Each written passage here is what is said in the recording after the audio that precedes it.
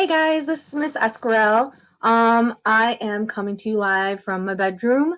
And we are going to start reading Of Mice and Men today.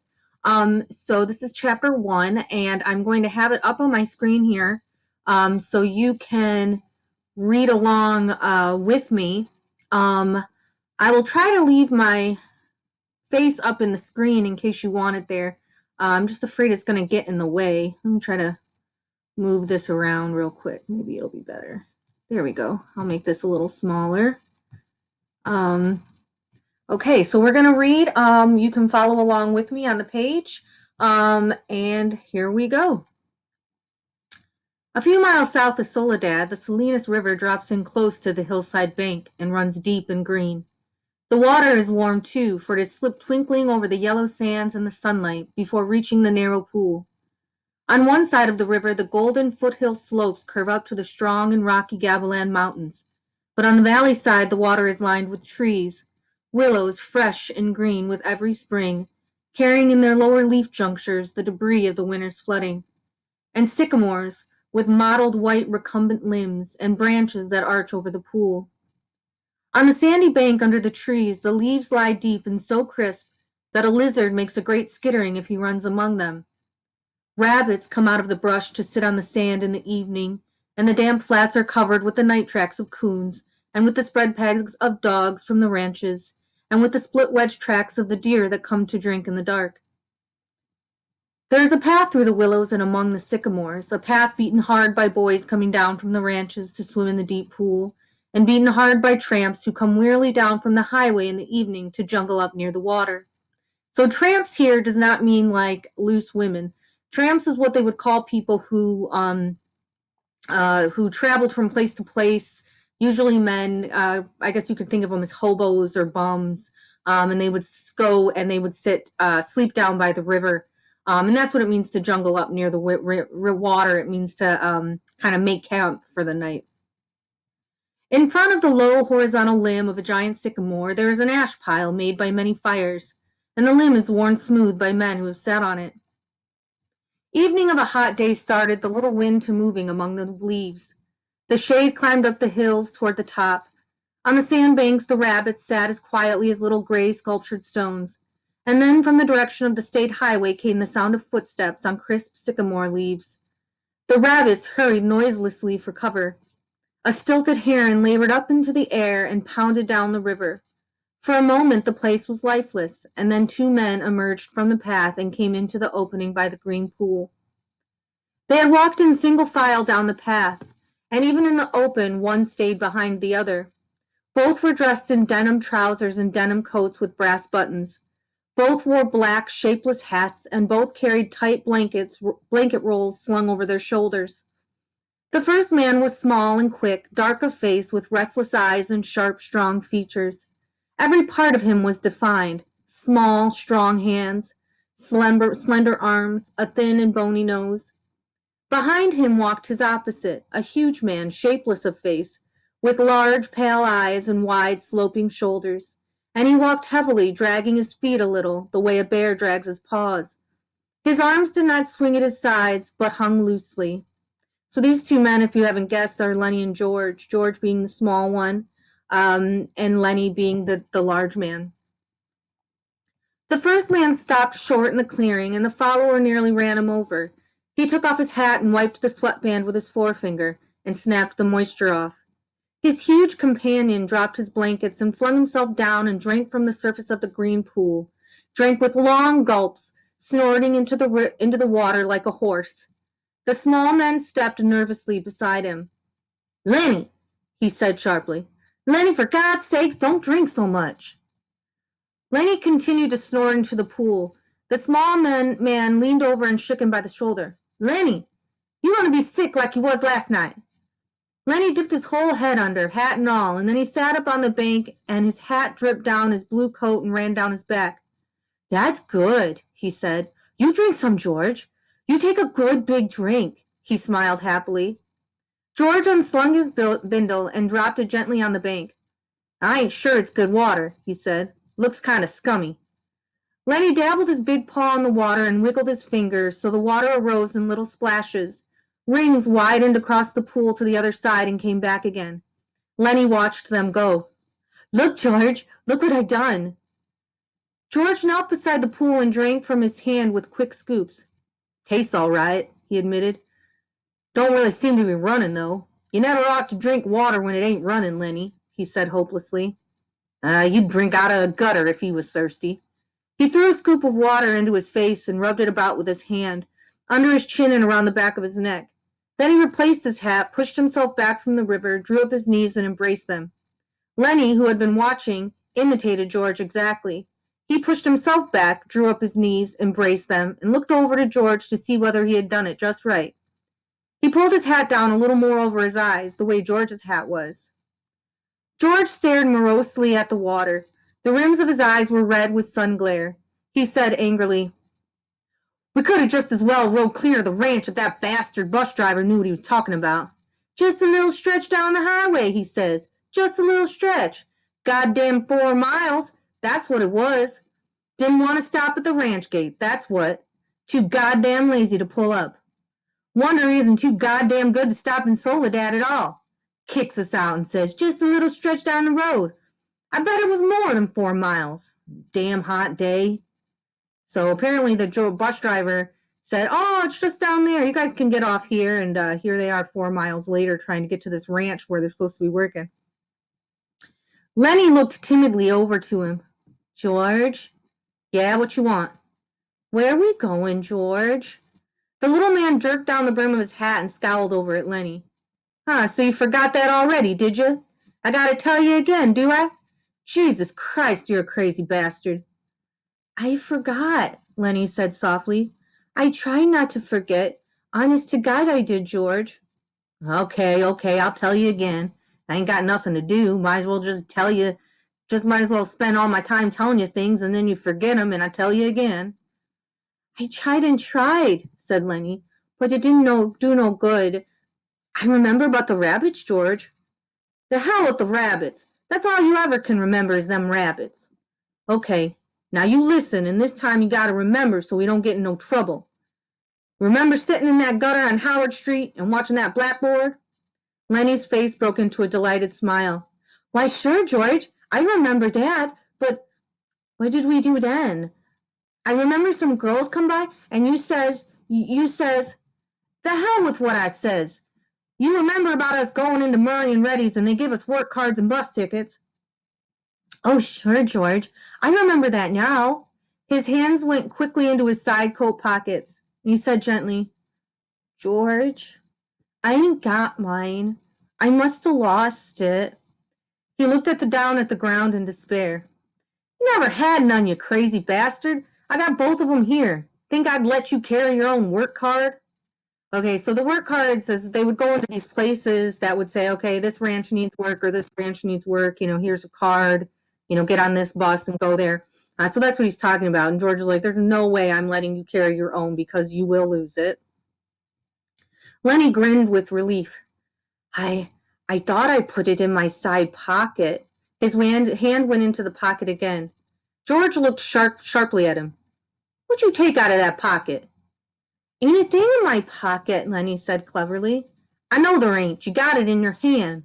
What you got in your hand, hiding it? I ain't got nothing, George. Honest. Come on, give it here. Lenny held his closed hand away from George's direction.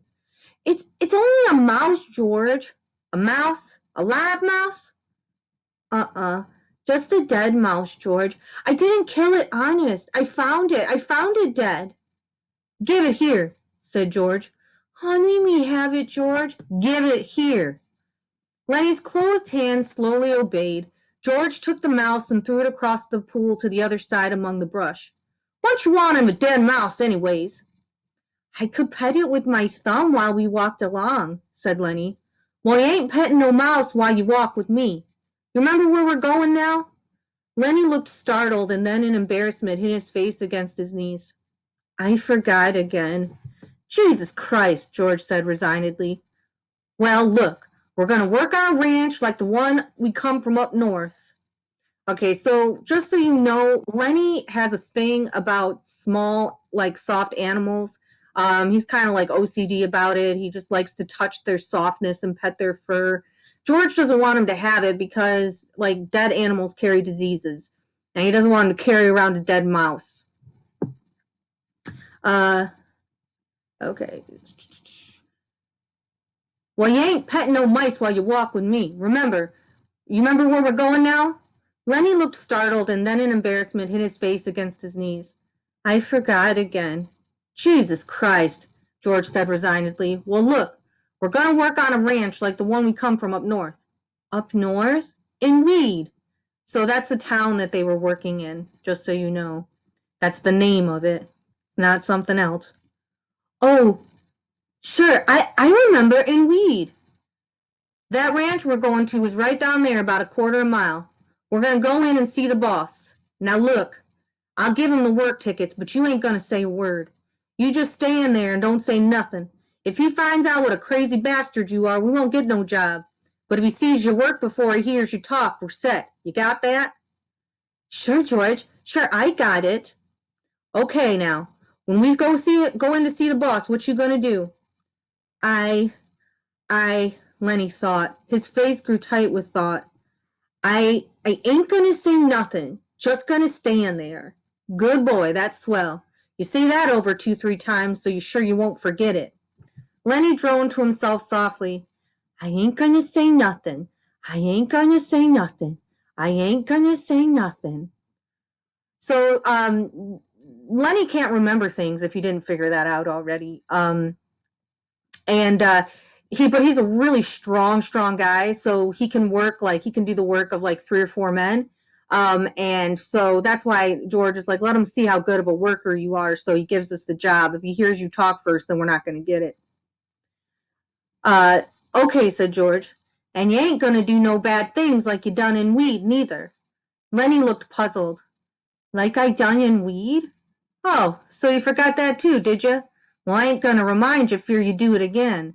So they had to leave the place they were working in Weed because of something Lenny did, and we'll hear about that in a little bit. A light of understanding broke on Lenny's face. They run us out of Weed, he exploded triumphantly. Run us out, hell, said George disgustedly. We run. They was looking for us, but they didn't catch us. Lenny giggled happily. I didn't forget that, you bet. George lay back on the sand and crossed his hands under his head, and Lenny imitated him, raising his head to see whether he was doing it right. God, you're a lot of trouble, said George. I could get along so easy and so nice if I didn't have you on my tail. I could live so easy and maybe have a girl. For a moment, Lenny lay quiet, and then he said hopefully, we gonna work on a ranch, George. All right, you got that. But we're gonna sleep here because I got a reason. The day was going fast now. Only the tops of the Gabilan Mountains flamed with the light of the sun that had gone from the valley. A water snake slipped along on the pool, its head held up like a little periscope. The reeds jerked slightly in the current. Far off toward the highway, a man shouted something and another man shouted back. The sycamore limbs rustled under a little wind that died immediately. George, why ain't we going on to the ranch and get some supper? They got supper at the ranch. George rolled on his side. No reason at all for you. I like it here. Tomorrow we're going to go to work. I seen thrashing machines on the way down. That means we'll be bucking grain bags, busting a gut. Tonight I'm going to lay right here and look up. I like it. Lenny got up on his knees and looked down at George. Ain't we going to have no supper? Sure we are. If you gather up some dead willow sticks, I got 3 cans of beans in my bindle. You get a fire ready. I'll give you a match when you get the sticks together. Then we'll heat the beans and have supper. Lenny said, I like beans with ketchup. Well, we ain't got no ketchup. You go get wood, and don't you fool around. It'll be dark before long. Lenny lumbered to his feet and disappeared in the brush. George lay where he was and whistled softly to himself. There were sounds of splashings down the river in the direction Lenny had taken. George stopped whistling and listened. Poor bastard, he said softly, and then he went on whistling again. In a moment, Lenny came crashing back through the brush. He carried one small willow stick in his hand. George sat up. All right, he said brusquely. Give me that mouse. But Lenny made an elaborate pantomime of innocence. What mouse, George? I ain't got no mouse. George held out his hand. Come on, give it to me. You ain't putting nothing over. Lenny hesitated, backed away, looked wildly at the brush line as though he contemplated running for his freedom. George said coldly, You gonna give me that mouse, or do I have to sock you? Give you what, George? You know goddamn well what. I want that mouse. Lenny reluctantly reached into his pocket. His voice broke a little. I don't know why I can't keep it. It ain't nobody's mouse. I didn't steal it. I found it lying right beside the road. George's hand remained outstretched imperiously. Slowly, like a terrier who doesn't want to bring a ball to its master, Lenny approached, drew back, and approached again. George snapped his fingers sharply, and at the sound, Lenny laid the mouse in his hand. I wasn't doing nothing bad with it, George. Just stroking it. George stood up and threw the mouse as far as he could into the darkening brush, and then he stepped to the pool and washed his hands. You crazy fool. Don't you think I could see your feet was wet where you went across the river to get it? He heard Lenny's whimpering cry and wheeled about. Blubbering like a baby. Jesus Christ, a big guy like you. Lenny's lip quivered and tears started in his eyes. Ah, Lenny. George put his hand on Lenny's shoulder. I ain't taking it away just for meanness. That mouse ain't fresh, Lenny. And besides, you broke it petting it. You get another mouse that's fresh, and I'll let you keep it a little while. Lenny sat down on the ground and hung his head dejectedly. I don't know where there is no other mouse. I remember a lady used to give 'em to me, every one she got, but that lady ain't here. George scoffed. Lady, huh?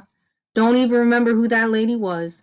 That was your own Aunt Clara, and she stopped giving 'em to you. You always killed 'em. Lenny looked sadly up at him. They was so little, he said apologetically. I'd pet 'em, and pretty soon they bit my fingers, and I pinched their heads a little, and then they was dead because they was so little. So you see, again, this is another example. Lenny is strong, and he doesn't know his own strength. So, the little mouse bites his finger, and he's like, and, squeezes their little heads and kills them. I wished we'd get the rabbits pretty soon, George. They ain't so little. The hell with the rabbits. And you ain't to be trusted with no live mice. Your Aunt Clara gave you rubber mouse, and you wouldn't have nothing to do with it. It wasn't no good to pet, said Lenny. So he wants something soft that he can touch, not a rubber mouse. The flame of the sunset lifted from the mountain tops, and dusk came into the valley, and a half darkness came in among the willows and the sycamores. A big carp rose to the surface of the pool, gulped air, and then sank mysteriously into the dark water again, leaving widening rings on the water. Overhead, the leaves whisked again, and little puffs of willow cotton blew down and landed on the pool's surface.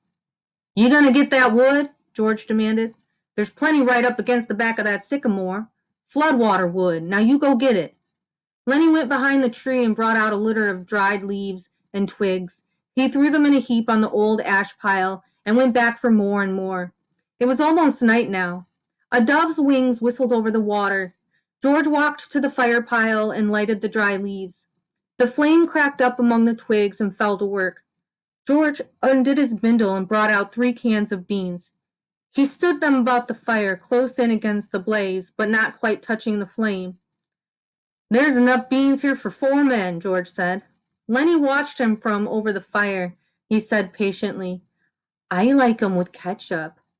Well, we ain't got any, George exploded. Whatever we ain't got, that's what you want. God almighty. If I was alone, I could live so easy. I could go get a job and work and no trouble. No mess at all. When the end of the month come, I could take my $50 and I could go into town and get whatever I want. Why, I could stay in a cat house all night. I could eat any place I want, a hotel or any place, and order any damn thing I could think of. And I could do all that every damn month. Get a gallon of whiskey, or sit in the pool room and play cards, or shoot pool. Lenny knelt and looked over the fire at the angry George, and Lenny's face was drawn with terror. What I got? George went on furiously. I got you. You can't keep a job, and you lose me every job I get. Just keep me shoving all over the country all the time. And that ain't the worst. You get in trouble. You do bad things, and I gotta go get you out. His voice rose nearly to a shout. You crazy son of a bitch! You keep me in hot water all the time. He took on the elaborate manner of little girls when they're mimicking one another. I just wanted to feel that girl's dress. Just wanted to pet it like it was a mouse. Well, how the hell did she know you just wanted to feel her dress? She jerks back and you hold on like it was a mouse. She yells and we gotta hide in an irrigation ditch all day with guys looking for us. And we gotta sneak out in the dark and get out of the country. All the time it's something like that, all the time. So what had happened in Weed was he saw this girl's dress and he wanted to touch it because he likes to touch soft things. She freaks out, starts to jerk away. Well, then he hangs on tighter, and then so she thinks he's gonna rape her or attack her or something. So she goes, screams, tells the guys on the ranch or wherever, and they all go looking for Lenny to beat him up or do something. And so they have to run away, and that's why they are now having to find a new job. I wished I could put you in a cage with about 1,000,000 mice and let you have fun. His anger left him suddenly. He looked across the fire at Lenny's anguished face, and then he looked ashamedly at the flames. It was quite dark now, but the fire lighted the trunks of the trees and the curving branches overhead. Lenny crawled slowly and cautiously around the fire until he was close to George. He sat back on his heels. George turned the bean cans so that another side faced the fire. He pretended to be unaware of Lenny so close beside him. George, very softly. No answer. George, what do you want? I was only fooling, George. I don't want no ketchup. I wouldn't eat no ketchup if it was right here beside me. If it was here, you could have some. But I wouldn't eat none, George. I'd leave it all for you. You could cover your beans with it, and I wouldn't touch none of it. George still stared morosely at the fire. And when I think of the swell time I could have without you, I go nuts. Never get no peace. Lenny still knelt. He looked off into the darkness across the river. George, you want I should go away and leave you alone? Where the hell could you go? Well, I could. I could go off in the hills there. Someplace I'd find a cave. Yeah? How'd you eat? You ain't got sense enough to find nothing to eat. I'd find things, George. I don't need no nice food with ketchup. I'd lay out in the sun and nobody'd hurt me. And if I found a mouse, I could keep it. Nobody'd take it away from me. George looked quickly and searchingly at him. I've been mean, ain't I? If you don't want me, I can go off in the hills and find a cave. I can go away any time. Oh, look, I was just fooling, Lenny, 'cause I want you to stay with me. Trouble with mice is you always kill 'em. He paused. Tell you what I'll do, Lenny. First chance I get, I'll give you a pup. Maybe you wouldn't kill it. That'd be better than mice, and you could pet it harder. Lenny avoided the bait. He had sensed his advantage over George. But if you don't want me, you only just got to say so, and I'll go off in those hills right there, right up in those hills and live by myself, and I won't get no mice stole from me. George said, I want you to stay with me, Lenny. Jesus Christ. Somebody'd shoot you for a coyote if you was by yourself. No, you stay with me. Your Aunt Clara wouldn't like you running off by yourself, even if she is dead. Lenny spoke craftily. Tell me like you done before. Tell you what? About the rabbits? George snapped. You ain't putting nothing over on me, Lenny pleaded. Come on, George, tell me, please, George, like you done before. You get a kick out of that, don't you? All right, I'll tell you, and then we'll eat our supper. George's voice became deeper. He repeated his words rhythmically as though he had said them many times before. Guys like us that work on ranches are the loneliest guys in the world. They got no family. They don't belong no place. They come to a ranch and work up a stake, and then they go into town and they blow their stake. And the first thing you know, they're pounding their tail on some other ranch. They ain't got nothing to look ahead to. Lenny was delighted. That's it, that's it. Now tell how it is with us. George went on. With us, it ain't like that. We got a future. We got somebody to talk to that gives a damn about us. We don't have to sit in no bar room blowing in our jack just because we got no place else to go. If them other guys get in jail, they can rot for anybody gives a damn, but not us. Lenny broke in. But not us. And why? Because I got you to look after me, and you got me to look after you, and that's why. He laughed delightedly. Come on now, George. You got it by heart. You can do it yourself. No, you. I forget some of the things. Tell about how it's going to be. Okay. Someday, we're going to get the Jack together. Jack means money. And we're going to have a little house and a couple of acres and a cow and some pigs and live off the fat of the land, Lenny shouted. And have rabbits. Go on, George. Tell about what we're going to have in the garden and about the rabbits in the cages and about the rain in the winter and the stove and how thick the cream is on the milk, like you can hardly cut it. Tell about that, George. Why don't you do it yourself? You know all of it. No, you tell it. It ain't the same if I tell it. Go on, George. How I get to tend the rabbits. Well, said George, we'll have a big vegetable patch and a rabbit hutch and chickens. And when it rains in the winter, we'll just say, the hell with going to work, and we'll build up a fire in the stove and sit around it and listen to the rain coming down on the roof. Oh, nuts. He took out his pocket knife. I ain't got time for no more. He drove his knife through the top of one of the bean cans, sawed out the top, and passed the can to Lenny. Then he opened a second can from his side pocket, and from his side pocket he brought out 2 spoons and passed one of them to Lenny. They sat by the fire and filled their mouths with beans and chewed mightily. A few beans slipped out of the side of Lenny's mouth, and George gestured with his spoon. So, what are you going to say tomorrow when the boss asks you questions? Lenny stopped chewing and swallowed. His face was concentrated. I ain't gonna say a word. Good boy, that's fine, Lenny. Maybe you're getting better. When we get a couple of acres, I can let you tend the rabbits all right, especially if you remember as good as that. Lenny choked with pride. I can remember, he said. George motioned with his spoon again. Look, Lenny, I want you to look around here. You can remember this place, can't you? The ranch is about a quarter of a mile up that way. Just follow the river. Sure, said Lenny. I can remember this. Didn't I remember about not going to say a word? Course you did. Well, look, Lenny, if you just happen to get in trouble like you always done before, I want you to come right here and hide in the brush. Brush is basically, where the bushes are and in the forest. Hide in the brush, said Lenny slowly. Hide in the brush till I come for you. Can you remember that? Sure I can, George. Hide in the brush till you come. But you ain't gonna get in no trouble, because if you do, I won't let you tend the rabbits. And he threw his empty bean can off into the brush. I won't get in no trouble, George. I ain't gonna say a word. Okay, bring your bindle over here by the fire. It's gonna be nice sleeping here, looking up in the leaves. Don't build up no more fire. We'll let her die down. They made their beds on the sand, and as the blaze dropped from the fire, the sphere of light grew smaller. The curling branches disappeared, and only a faint glimmer showed where the tree trunks were. From the darkness, Lenny called, George, are you asleep? No, what do you want? Let's have different color rabbits, George. Sure we will, George said sleepily. Red and blue and green rabbits, Lenny, millions of them. Furry ones, George, like I seen in the fair in Sacramento. Sure, furry ones. 'Cause I can just as well go away, George, and live in a cave. Yeah, you can just as well go to hell, said George. Shut up now. The red light dimmed on the coals.